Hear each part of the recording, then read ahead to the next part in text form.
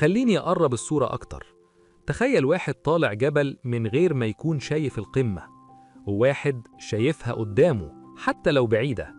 الاتنين هيتعبوا، بس واحد تعبه ليه معنى والتاني تعبه عشوائي. الهدف بيعمل 3 حاجات خطيرة جدا. أولاً، بيلم تركيزك. بدل ما طاقتك متوزعة على 1000 حاجة، الهدف يخلي دماغك يقول ده المهم، فيفلتر الدنيا ويقلل التشتيت ويختار. ثانياً، بيخلق دافع داخلي، مش محتاج حد يزقك ولا تحفيز كل يوم، لأن الهدف الحقيقي بيبقى ليك أنت مش للناس. ثالثاً، بيديك مقياس. من غير هدف أنت مش عارف أنت كويس ولا وحش، لكن مع هدف كل خطوة بتتقاس. قربت، بعدت، واقف، حتى الوقفة نفسها تبقى مفهومة. بس خلي بالك، مش أي هدف ينفع.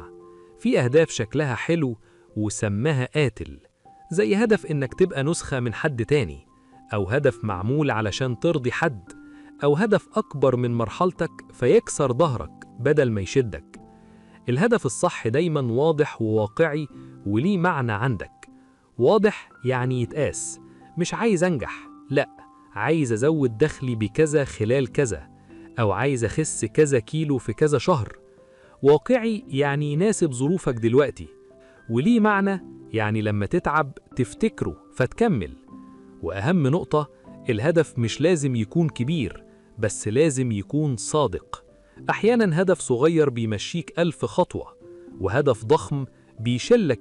وفي الآخر خليني أقولك الجملة دي واحفظها: أنت مش تايه علشان الطريق صعب، أنت تايه علشان ما اخترتش اتجاه.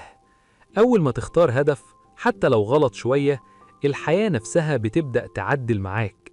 الفرص تبان والناس الصح تظهر، والغلط يبقى درس مش نهاية. فقبل ما تقفل، اسأل نفسك السؤال اللي بجد: لو كملت ماشي كده سنة كمان هتوصل لفين؟ ولو الإجابة مش عاجباك، يبقى حان وقت تحدد هدف، مش علشان تبقى شخص جديد، علشان تبقى الشخص اللي ضيعته وسط الزحمة.